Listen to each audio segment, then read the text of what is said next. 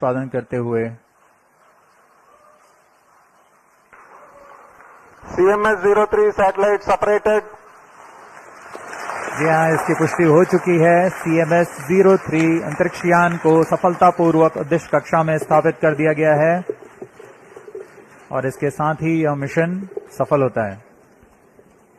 We have had a successful mission of LVM-3M5 CMS-03 স্যাটেলাইটৰ মুখ্য উদ্দেশ্য হৈছে ডিজিটেল যোগাযোগ শক্তিশালী কৰা। ভাৰতৰ সকলো অঞ্চলত বিশেষকৈ উত্তৰ পূব, দ্বীপ অঞ্চল, সীমান্ত অঞ্চল, উচ্চ গতিৰ ইণ্টাৰনেট আৰু যোগাযোগ সেৱা প্ৰদান কৰিব। ই হৈছে সাধাৰণ ইণ্টাৰনেটতকৈ 20-25 গুণ বেছি শক্তিশালী, মানে তাৰ স্পীড ট্ৰেন্সফাৰ কৰিব পৰা ক্ষমতা।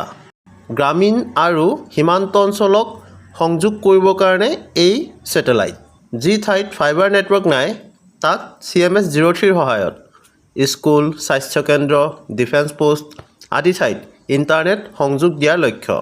সেনাবাহিনীৰ গোপন যোগাযোগ আৰু বিপদজনক অৱস্থাত যেনে ভূমিকম্প, বানপানী এইবোৰ সময়ত তথ্য প্ৰেৰণ কৰিবৰ কাৰণে CMS-03 ব্যৱহাৰ কৰিব পাৰিব আৰু ভৱিষ্যতেও ভাৰতৰ নিজস্ব স্যাটেলাইট ভিত্তিক ব্ৰডবেণ্ড নেটৱৰ্কৰ অংশ হ'ব।